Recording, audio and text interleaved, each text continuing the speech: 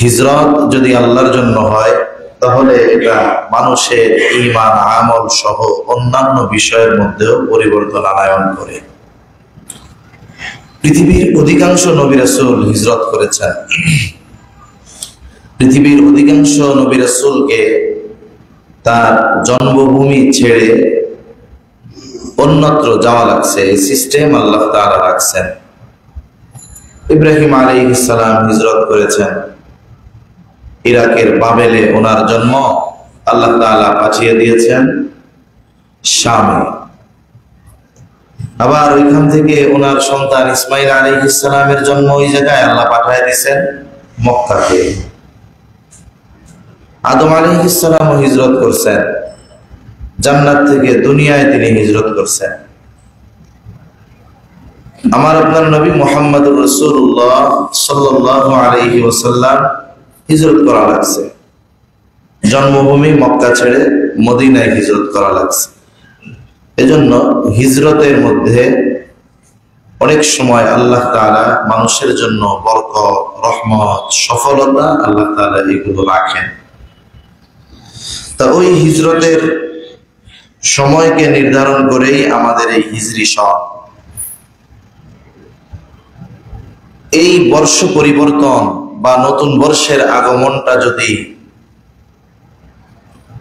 হিজরি সন না হয়ে ইংরেজি বা সৌরবর্ষ হতো তাহলে মোটামুটি না বললেও আমরা টের পেয়ে যেতাম যে বছর পরিবর্তন হচ্ছে। কিন্তু কত নীরবে, নিভৃতে, নিরিবিলি অনেকজন হয়তো আমরা এমনও আছি যে না বললে এটা জানতামই না যে নতুন এক বছর শুরু হয়েছে। আরবি নতুন একটা বছর শুরু হয়েছে, এটা না বললে অধিকাংশ মানুষ জানতো না। আবার দেখুন, আমরা মুসলমান, আমাদের মধ্যে অনেকে আমরা আছি যে এই 12টা মাসের নামও আমরা সুন্দরভাবে বলতে পারি না, অনেকে আমরা জানি না। অথচ একজন ইমানদারের জীবনে হিজরি সন বা এই চন্দ্র তারিখ এটা খুবই গুরুত্বপূর্ণ একটি বিষয়। তা আমরা সকলে এই বিষয়গুলো জানার চেষ্টা করব, আল্লাহ তাআলা তৌফিক দান করেন, আমিন। প্রথম মাস হলো মুহররম মাস। সম্মানিত মাস সমূহের মধ্যে প্রথম সম্মানিত মাস মুহররম মাস। আজকে মুহররম মাসের 1 তারিখ, সাথে সাথে 1447 হিজরি। সম্মানিত উপস্থিতি, এই যে সময়ের আবর্তন, পরিবর্তন, রাত দিন, আল্লাহ তাআলা এর মধ্যে মুমিনের জন্য বিশেষ উপদেশ আছে। রাত দিন বছর এগুলার পরিবর্তনের মধ্যে আল্লাহ সুবহানাহু ওয়া তাআলার বিশেষ উপদেশ, নিদর্শন আল্লাহ তাআলা রেখে দিয়েছেন। আল্লাহ তাআলা কোরআনুল কারীমের মধ্যে বলেন, وهو الذي جعل الليل والنهار خلفة لمن أراد أن يذكر أو أراد شكورا। আল্লাহ তাআলা বলেন, তিনি সেই সত্তা আল্লাযী জাআলা আল-লাইলা ওয়ান-নাহারা খিলফা, যিনি রাত ও দিনকে পরস্পরের অনুগামী করে সৃষ্টি করেছেন।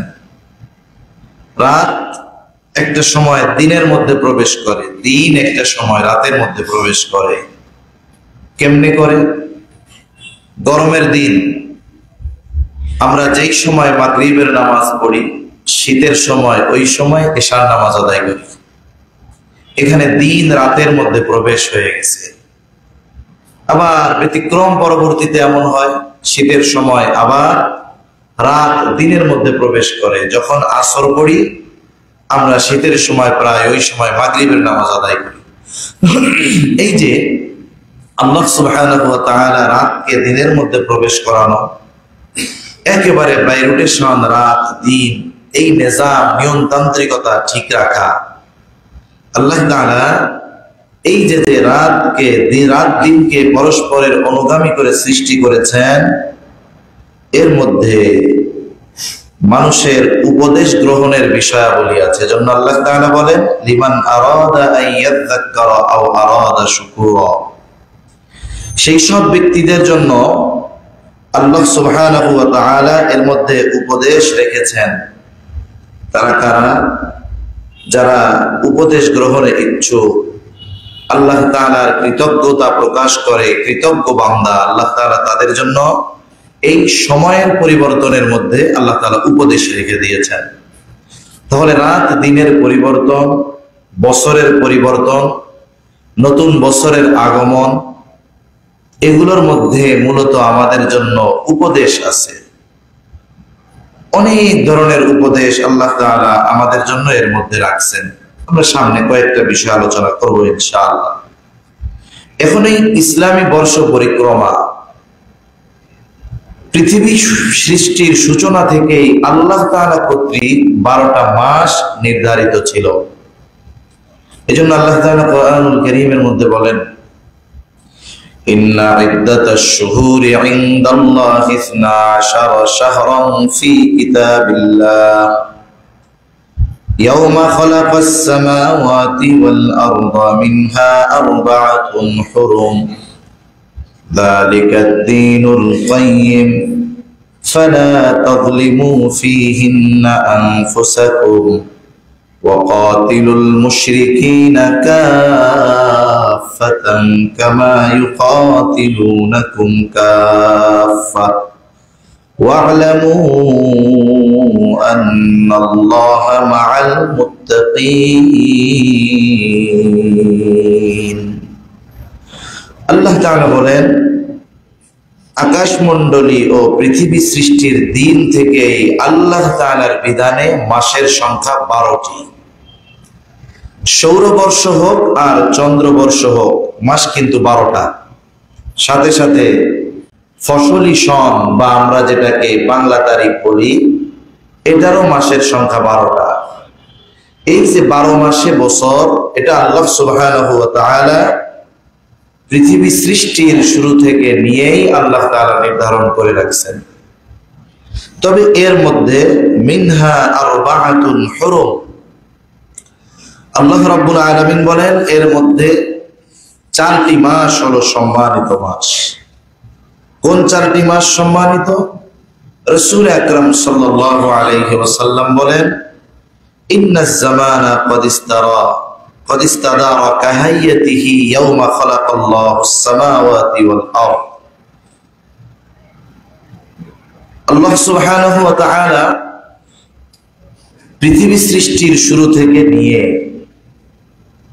মাসের সংখ্যা নির্ধারণ করেছেন as-sanatu 12 শাহরা।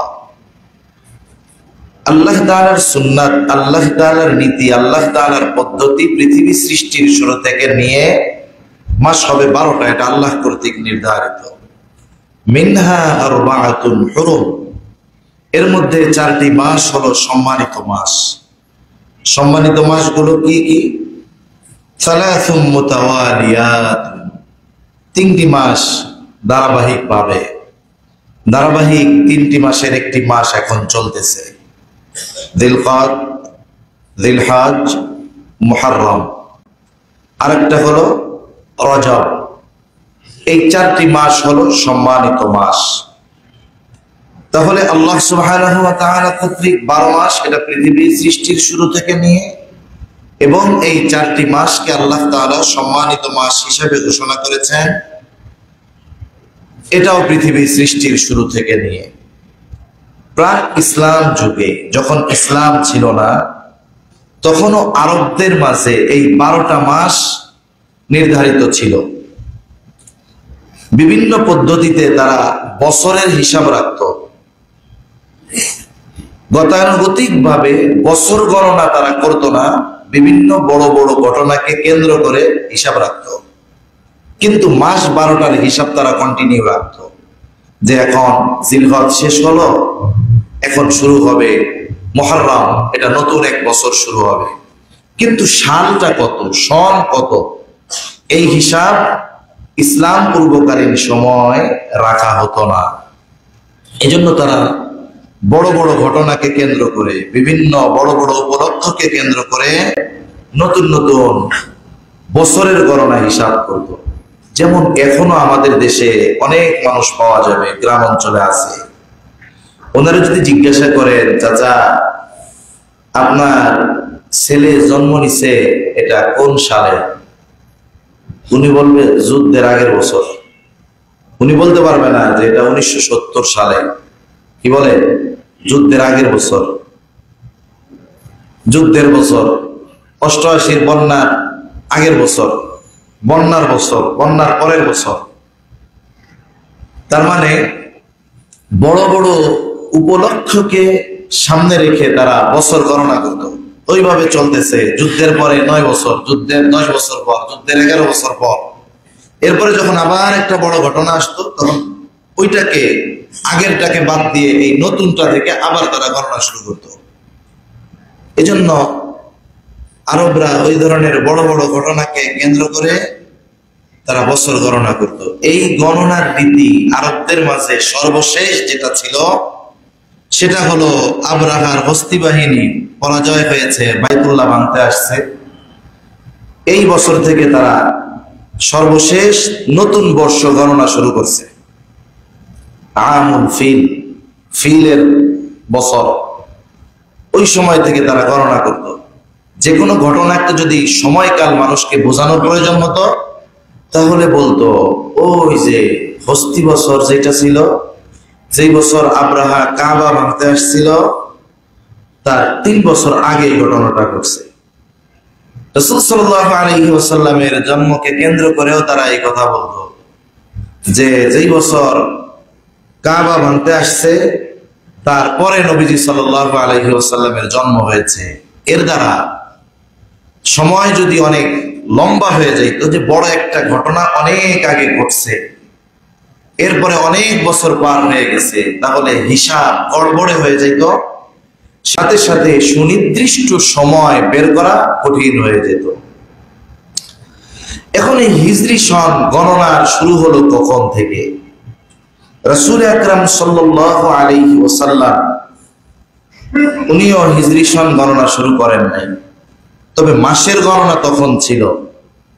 হিজরি সনের গণনা মূলত শুরু হয় খলিফাতুল মুসলিমিন হযরত ওমর রাদিয়াল্লাহু তাআলা আনহু খিলাফতের সময়। এটা হিজরতের 17তম বছর ছিল। আল্লাহ রাসূল সাল্লাল্লাহু আলাইহি ওয়াসাল্লাম হিজরত করেছেন যখন তার 17 বছর পর থেকে হিজরি সন গণনা শুরু করা হয়েছে। পেছনের 17 বছরকে কাউন্ট করা হয়েছে। এই সাল গণনার যেই পদ্ধতি, শুরু হওয়ার যেই ইতিহাস, এর কয়েকটা কারণ পাওয়া যায়, বিভিন্ন মতামত পাওয়া যায়। মূলত ইসলাম যখন আরবকে ছাড়িয়ে আজমে অনারবের মধ্যেও ছড়িয়ে যাচ্ছে, তখন মানুষের ইবাদতের সুবিধার্থে, ইসলামের বিধিবিধান পালনের সুবিধার্থে পরিকল্পিত বছর গণনার প্রয়োজন পড়ে। যে কোনো একটা উপলক্ষকে কেন্দ্র করে যে কোনো একটা বিষয়ের সূচনা হয়। আর এই সন গণনার মাধ্যমে আল্লাহ রাসূল সাল্লাল্লাহু আলাইহি ওয়াসাল্লামের হিজরতের সময়টাকে সংরক্ষণ করা হয়েছে। আমরা সহজেই বুঝতে পারি যে রাসূল সাল্লাল্লাহু আলাইহি ওয়াসাল্লাম মক্কা থেকে মদিনায় হিজরত করেছিলেন চন্দ্রবর্ষ অনুযায়ী আজ থেকে 1447 বছর আগে মক্কা থেকে মদিনায় তিনি হিজরত করেছিলেন। ঐতিহাসিকগণ বলেন, হযরত আবু মুসা আশআরী রাদিয়াল্লাহু তাআলা আনহু একবার ওমর রাদিয়াল্লাহু তাআলা আনহুর কাছে একটা চিঠির মধ্যে লিখছে যে আপনি তো আমাদের কাছে চিঠি পাঠান, তা এই চিঠির মধ্যে তারিখ উল্লেখ থাকে, কিন্তু এটা কোন বছরের এটা উল্লেখ থাকে না। তা কোন বছরের কোন তারিখ এটা যদি সুনির্দিষ্টভাবে উল্লেখ থাকে তাহলে আমাদের জন্য ফরমান অনুযায়ী সিদ্ধান্ত নিতে সহজ হয়। মনে করেন আপনি একটা চিঠি পাইলেন, লেখা জানুয়ারি 15 তারিখ। এখন কোন বছরের জানুয়ারির 15 তারিখ এটা যদি না জানা যায় তাহলে ওই বিষয়টার আলোকে সুনির্দিষ্ট সিদ্ধান্তে পৌঁছানো কঠিন হয়ে যাবে। তো ওমর রাদিয়াল্লাহু তাআলা আনহুর কাছে এই চিঠি লিখছে যে আপনি আমাদের কাছে চিঠিপত্র পাঠাচ্ছেন, কিন্তু তার মধ্যে কোনো তারিখ উল্লেখ নাই, তারিখ থাকলেও সাল উল্লেখ নাই, সন নাই। এই পত্রটা যখন ওমর রাদিয়াল্লাহু তাআলা আনহুর কাছে আসছে, তিনি এবার সাহাবায়ে কেরামের সাথে আলোচনা করলেন যে হ্যাঁ ঠিক তো বিষয়, আমি না হলে মাস উল্লেখ করে দিলাম, তারিখ উল্লেখ করে দিলাম, কিন্তু কোন বছরের কোন মাস কোন তারিখ এটা তো কোনো সুনির্দিষ্ট পাওয়া যায় না। যদি অতীতের কোনো নথিপত্র বের করতে হয়, যেমন আমাদের সরকারি অফিসে হোক, অনেকের বাড়িতে হোক, অনেক আগের কাগজপত্র থাকে, যদি ওর মধ্যে বছর উল্লেখ না থাকে, শুধু তারিখ আর মাস থাকে, তাহলে এই তারিখ থেকে আপনার সুনির্দিষ্ট সময়টা বের করা কঠিন হয়ে যায়। হযরত ওমর রাদিয়াল্লাহু তাআলা আনহু সাহাবায়ে কেরামকে নিয়ে পরামর্শ করলেন যে কি করা যায়। অতীতের যেই সিস্টেম, ওই আমুল ফিল হাতির বছর, সে তো চলে গেছে অনেক আগে, এটাকে তো কন্টিনিউ করা কঠিন, নতুন কোনো পদ্ধতি আবিষ্কার করা দরকার। সাহাবায়ে কেরামের সাথে ওমর রাদিয়াল্লাহু তাআলা আনহু আলোচনায় বসলেন। এরপর একটা সিদ্ধান্তে আসা হলো, এটা একটা অভিমত। তো ওমর রাদিয়াল্লাহু তাআলা আনহু যখন পরামর্শ সভা সিদ্ধান্ত নিলেন, সাহাবায়ে কেরামদের সাথে পরামর্শ করলেন যে এই সালের গণনা কোন সময় থেকে করা যায়। অনেকে অনেক মত দিয়েছে। ইবনে আব্বাস রাদিয়াল্লাহু তাআলা আনহু বলেন, ওমর রাদিয়াল্লাহু তাআলা আনহু যখন নতুন সন গণনার প্রবর্তনের জন্য সভার আয়োজন করেন, এ ব্যাপারে সাহাবায়ে কেরামের সাথে পরামর্শ করলেন যে আপনারা পরামর্শ দেন কি করা যায়। হযরত সাদ বিন আবি ওয়াক্কাস রাদিয়াল্লাহু তাআলা উনি পরামর্শ দিলেন রাসূল আকরাম সাল্লাল্লাহু আলাইহি ওয়াসাল্লামের ওফাতের সময় থেকে বছর গণনা শুরু হোক। মাস তো ঠিক আছে, মাসের হিসাব আগে সব ঠিক আছে, কিন্তু বছর গণনা শুরু হোক রাসূল সাল্লাল্লাহু আলাইহি ওয়াসাল্লামের ওফাত থেকে। হযরত তালহা রাদিয়াল্লাহু তাআলা আনহু পরামর্শ দিলেন এটা শুরু হোক নবুয়তের বছর থেকে, যেই বছর নবীজি সাল্লাল্লাহু আলাইহি ওয়াসাল্লাম নবুয়ত লাভ করেছেন, ওই বছর থেকে শুরু হোক। হযরত আলী রাদিয়াল্লাহু তাআলা আনহু উনি পরামর্শ দিলেন যে হিজরতের দিন থেকে এই সাল গণনা শুরু হোক। আবার কেউ কেউ রাসূল সাল্লাল্লাহু আলাইহি ওয়াসাল্লামের জন্ম যখন হয়েছে ওই বছর থেকে সাল গণনার অভিমত দিলেন। এবার মতামত দেওয়া হলো, পর্যালোচনা করা হলো। একটা সময় হযরত ওমর রাদিয়াল্লাহু তাআলা আনহু সকলের পরামর্শের আলোকে, মতামতের পরে তিনি সিদ্ধান্ত দিলেন যে হযরত আলী রাদিয়াল্লাহু তাআলা আনহুর যেই পরামর্শ, হিজরত থেকে রাসূল সাল্লাল্লাহু আলাইহি ওয়াসাল্লামের মক্কা থেকে মদিনায় যে হিজরত, ওই সময় থেকে বছর গণনা শুরু হবে। আলী রাদিয়াল্লাহু তাআলা আনহু এই সিদ্ধান্ত বা এই পরামর্শ ওমর রাদিয়াল্লাহু তাআলা আনহু গ্রহণ করলেন। কেন? কারণ হিজরতটা ছিল হক আর বাতিলের মধ্যে পার্থক্যের অন্যতম এক উপমা। হিজরতের মাধ্যমে মক্কি জীবনে রাসূল সাল্লাল্লাহু আলাইহি ওয়াসাল্লামের যেই দীর্ঘ সময় নবুয়তের পর, এটা যতটা না অগ্রসর হয়েছে ইসলাম, আল্লাহ সুবহানাহু ওয়া তাআলা এই হিজরতের মাধ্যমে নবীজিকে মদিনায় পাঠিয়েছেন। আর মদিনায় আসার পরে অল্প সময়ের মধ্যে ইসলামকে আল্লাহ তাআলা পৃথিবীর আনাচে কানাচে পৌঁছিয়ে দিয়েছেন। সম্মানিত উপস্থিতি, বছরের সিদ্ধান্ত হলো যে নবীজি সাল্লাল্লাহু আলাইহি ওয়াসাল্লামের হিজরত যেই বছর হয়েছে ওখান থেকে গণনা শুরু হবে। এখন সমস্যা হলো, তাহলে মাস প্রথম কোনটা হবে? প্রথম মাস কোনটা হবে? বছরের প্রথম মাস নির্ধারণ করা হবে কোনটা? এটা নিয়ে আবার পুনরায় মতভেদ দেখা দিয়েছে। বিভিন্ন ধরনের মতবাদ আসতেছে। আব্দুর রহমান ইবনে আউফ রাদিয়াল্লাহু তাআলা আনহু বলেন, রজব মাস থেকে শুরু করা হোক, কারণ এটি প্রথম সম্মানিত মাস। যেই 4টি মাস এর মধ্যে এটাকে ওই সময় প্রথম ধরা হতো। তালহা রাদিয়াল্লাহু তাআলা আনহু বলেন, রমজান মাস থেকে শুরু হোক, কারণ এটা এই উম্মতের মাস। সম্মানিত 4 মাস, এটা তো পৃথিবী সৃষ্টির শুরু থেকে নিয়ে সব উম্মতের জন্য ছিল, কিন্তু এই উম্মতের জন্য স্পেশাল ভাবে আল্লাহ তাআলা দিয়েছেন রমজান মাস, তাহলে রমজান মাস থেকে শুরু হোক। এরপরে হযরত আলী রাদিয়াল্লাহু তাআলা আনহু বলেন যে না, এটা মুহররম মাস থেকে শুরু হোক।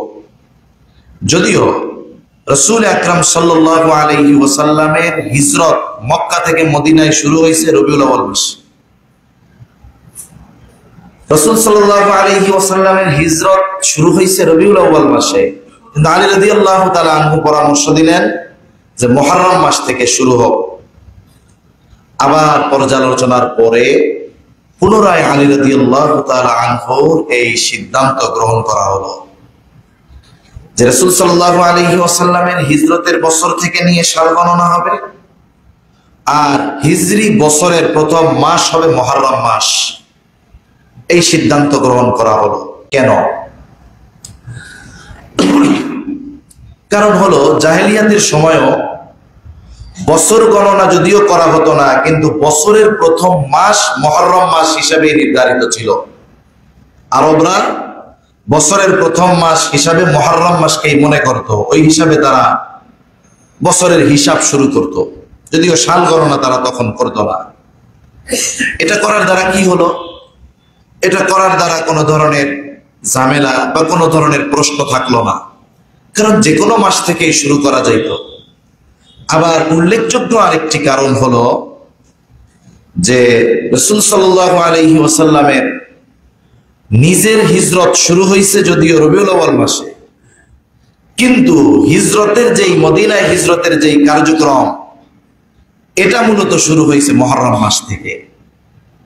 কারণ জিলহজ মাস আরবি বছরের শেষ মাস।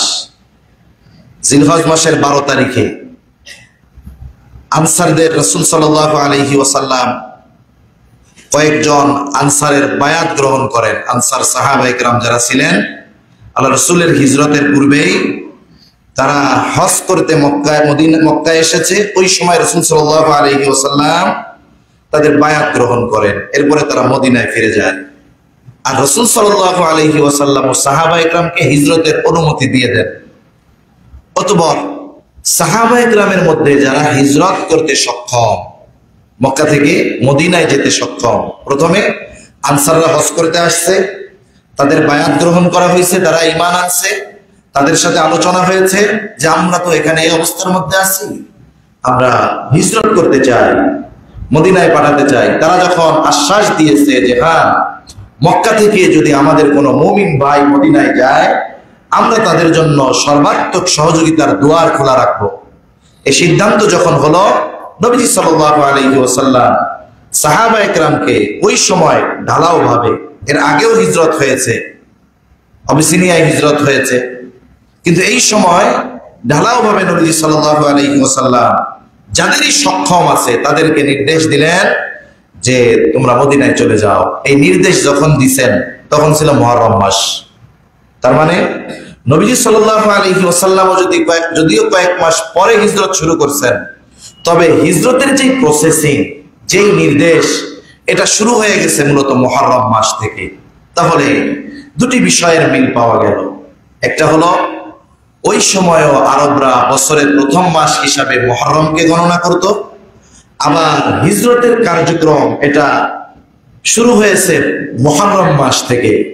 এই দৃষ্টিকোণ থেকে বছরের প্রথম মাস মুহররম মাস এটাই নির্ধারিত হলো। এই থেকে চলে আসতেছে হিজরতের সফর শুরু করে দিয়েছে সাহাবায়ে কেরাম। যদিও নবীজি সাল্লাল্লাহু আলাইহি ওয়াসাল্লাম আরো কয়েক মাস পর হিজরত করেছেন। আবু বকর সিদ্দিক রাদিয়াল্লাহু তাআলা আনহুকে উনি অবস্থান করতে বলেছেন, আল্লাহর নির্দেশ হয়েছে, এরপরে আল্লাহ তাআলার নির্দেশে আমার আপনার নবী হিজরত শুরু করেছেন। তা সম্মানিত উপস্থিতি, দুইটা বিষয় আমরা মূলত জানলাম। একটা হলো সাল গণনার রীতিটা, পদ্ধতিটা কি ছিল, কোন সময় থেকে আরবি সাল গণনা করা হলো? আর হিজরি সাল বলার কারণটা কি? কারণ হিজরতের বছর থেকে এই বছর গণনা শুরু হয়েছে, এজন্য নাম হিজরি সন। আর মুহররম মাস প্রথম মাস কেন বলে? প্রথম কারণ পূর্বকাল থেকেই আরবরা মুহররম মাসকে বছরের প্রথম মাস মনে করত। দ্বিতীয় কারণ, যদিও নবীজি রবিউল আউয়াল মাসে নিজে হিজরত শুরু করেছেন, কিন্তু হিজরতের প্রসেস নির্দেশ আল্লাহ রাসূল সাল্লাল্লাহু আলাইহি ওয়াসাল্লাম মুহররম মাসেই দিয়ে দিয়েছেন। এই যে শুরু হয়ে গেল, দেখতে দেখতে রাসূল সাল্লাল্লাহু আলাইহি ওয়াসাল্লামের হিজরতের 1450 বছরের কাছাকাছি হয়ে গেছে। এখন এই যে সাল, এই যে সন, চন্দ্র সন হোক আর সূর্য হোক বা সৌরবর্ষ হোক, এটা আমাদের জন্য অন্যতম এক নেয়ামত। এই মাসের পরিবর্তন, বছরের পরিবর্তন, নতুন চাঁদের আগমন, এগুলো আমাদের জন্য আল্লাহ তাআলার পক্ষ থেকে নেয়ামত। এগুলোর সাথে আমাদের ইবাদতের সম্পৃক্ততা আছে, এগুলোর সাথে মানুষের বিভিন্ন কাজকর্মের সম্পৃক্ততা আছে। এজন্য আল্লাহ রাসূল সাল্লাল্লাহু আলাইহি ওয়াসাল্লামকে চাঁদের ব্যাপারেও জিজ্ঞাসা করা হয়েছে, নতুন চাঁদ। আল্লাহ তাআলা বলেন, ইয়াসআলুনাকা আনিল আহিল্লাহ কুল হিয়া মাওয়াকিতু লিন-নাসি ওয়াল হজ।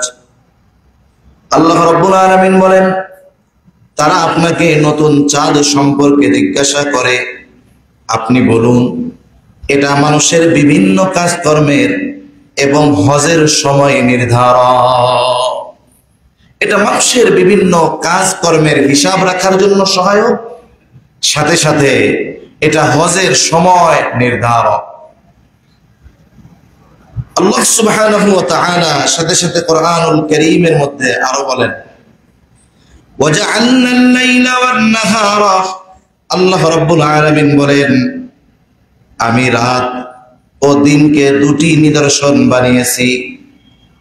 আল্লাহ তাআলা বলেন, ফামাহাউনা আয়াতাল লাইল ওয়াজআলনা আয়াতান নাহারি মুবসিরাতান লিতাবতাগু ফাদলাম মির রাব্বিকুম ওয়া লিতা'লামু আদাদাস সিনিনা ওয়াল হিসাব। ওয়াজআলনাল লাইলা ওয়ান নাহারা আয়াতাইন। আল্লাহ তাআলা বলেন, আমি রাত ও দিনকে দুটি নিদর্শন বানিয়েছি। ফামাহাউনা আয়াতাল লাইল ওয়াজআলনা আয়াতান নাহার। এরপরে রাতের নিদর্শনকে অপসারিত করেছি আর দিনের নিদর্শনকে করেছি আলোকিত। তার মানে রাত যায়, দিন আসে, এই যে কন্টিনিউ রাত আর দিনের আগমন, এটা মানুষের জন্য অন্যতম নিদর্শন। পৃথিবীর অনেক দেশ আছে যেখানে দীর্ঘকাল এমনও হয় যে সূর্য ডুবে না।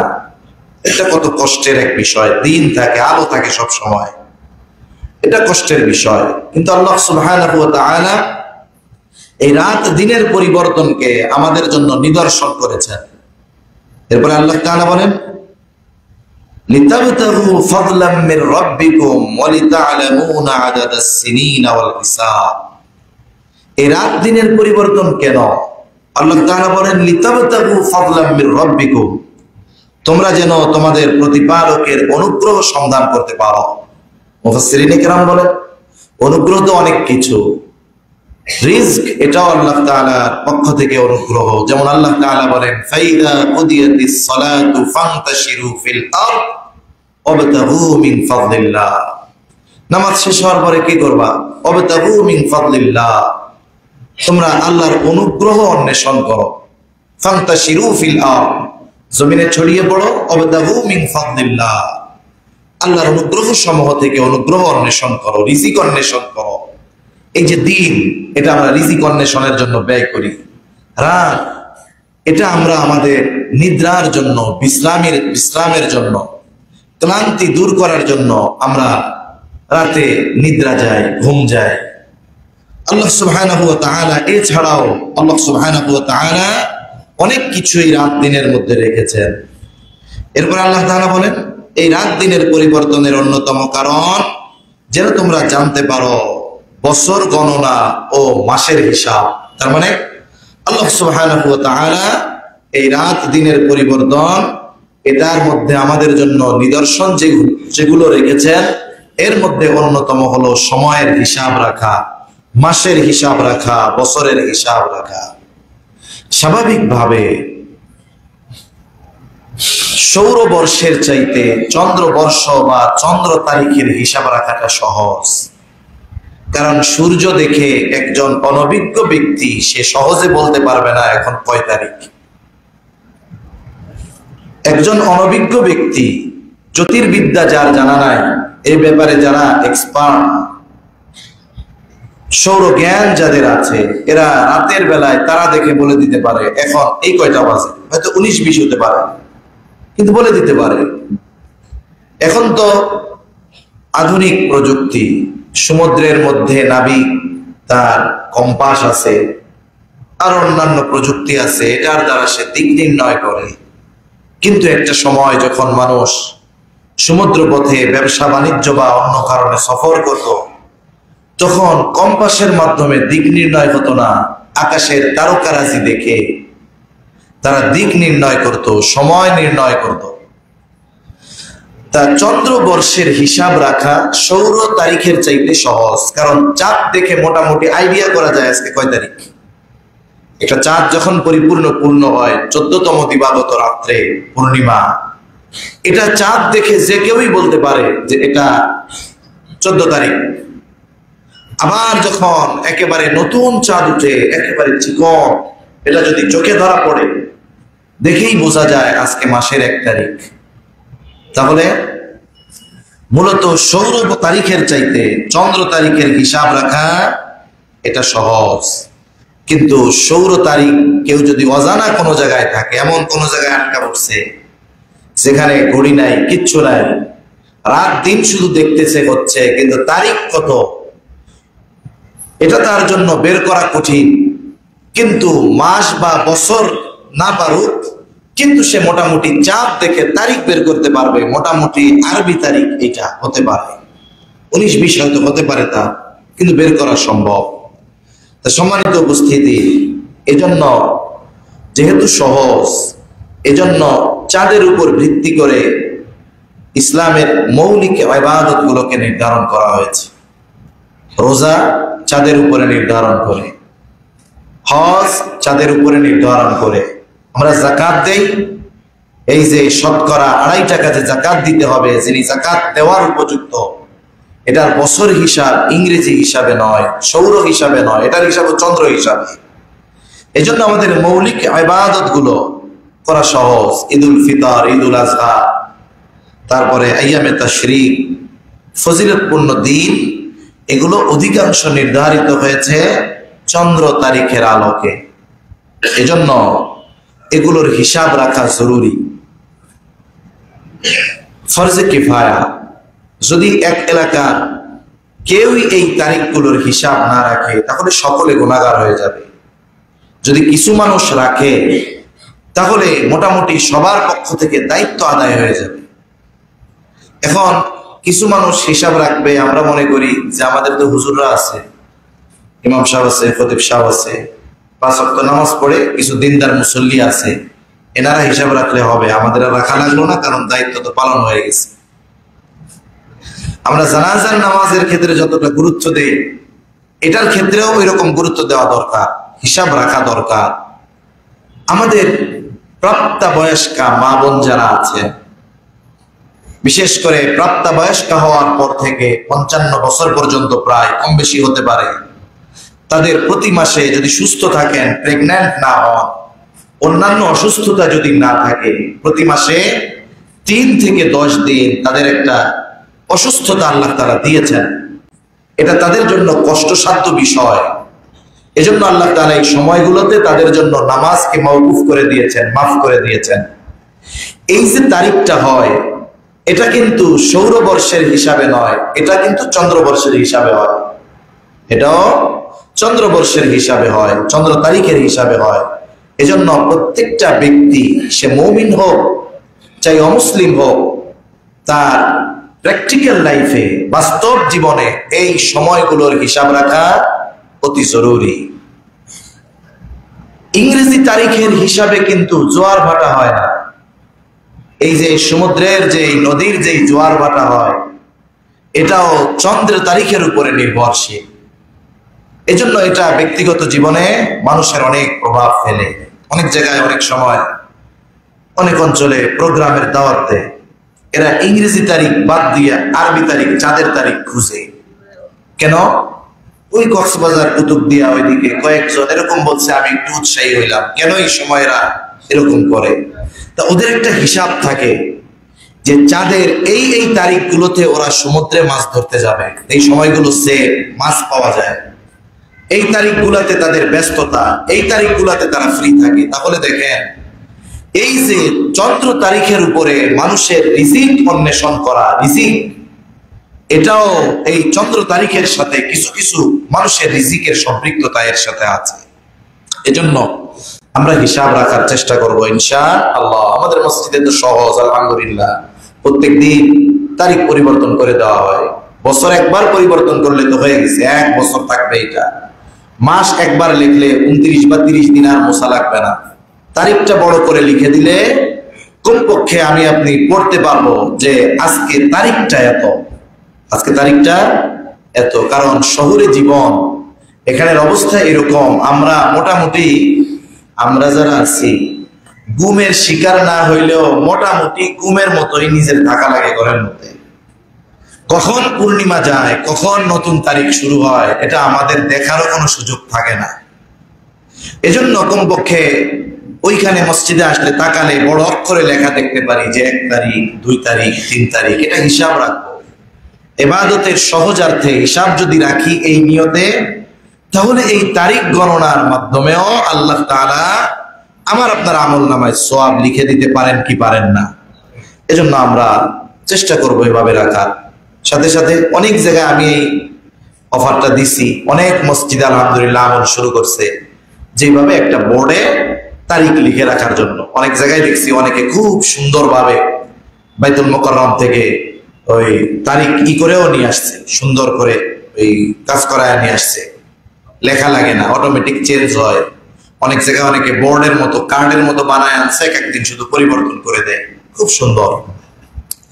তা সম্মানিত উপস্থিতি, তাহলে এই হিজরি সন যেটা হিজরি বছরের মাসও 12টা,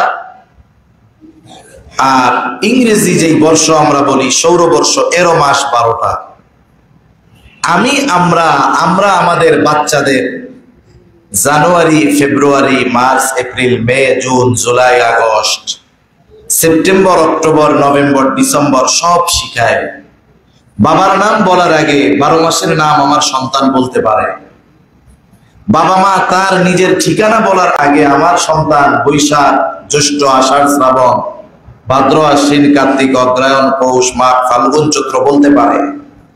কিন্তু আমার সন্তান তো বহুদূর, অনেক প্র্যাকটিসিং মুসলমান, দাবি করে যে আমি 5 ওয়াক্ত নামাজ পড়ি, দিন মেনে চলার চেষ্টা করি। এইরকম অনেক আল্লাহর বান্দা 12 মাসের নাম নিজেও জানে না।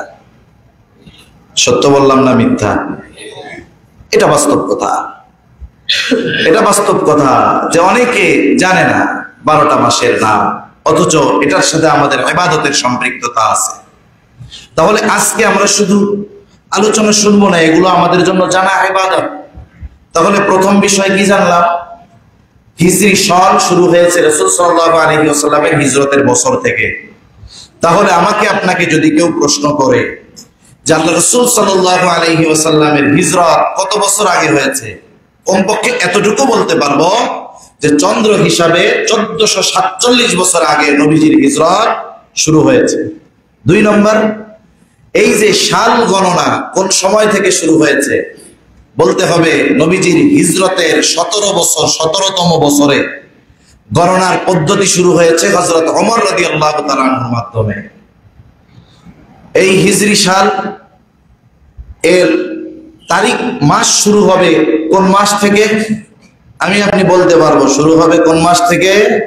মুহররম থেকে।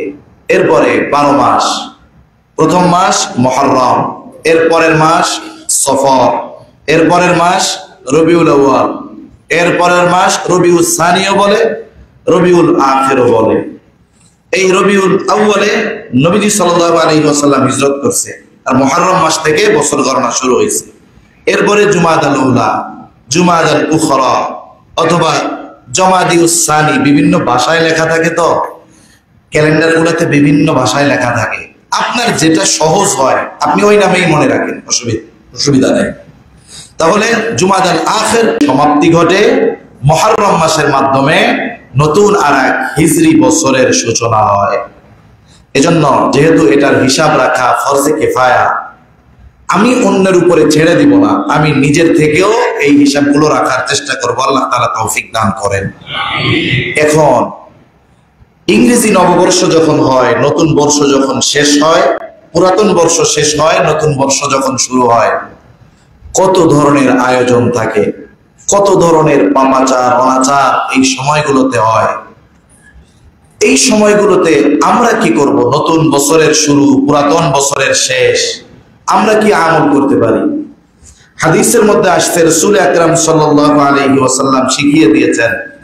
তালহা ইবনে উবাইদুল্লাহ রাদিয়াল্লাহু তাআলা আনহু থেকে বর্ণিত, কানা নবী সাল্লাল্লাহু আলাইহি ওয়াসাল্লাম ইদা রাআল হিলালা, নবীজি সাল্লাল্লাহু আলাইহি ওয়াসাল্লাম যখন হেলালুন মানে নতুন চাঁদ, যখন নতুন চাঁদ দেখতেন তিনি কি বলতেন? আল্লাহুম্মা আহিল্লাহু আলাইনা বিল আমনি ওয়াল ঈমান ওয়াস সালামাতি ওয়াল ইসলাম রাব্বি ওয়া রাব্বুকাল্লাহ। আল্লাহ রাসূল সাল্লাল্লাহু আলাইহি ওয়াসাল্লাম এই দোয়া পাঠ করতেন।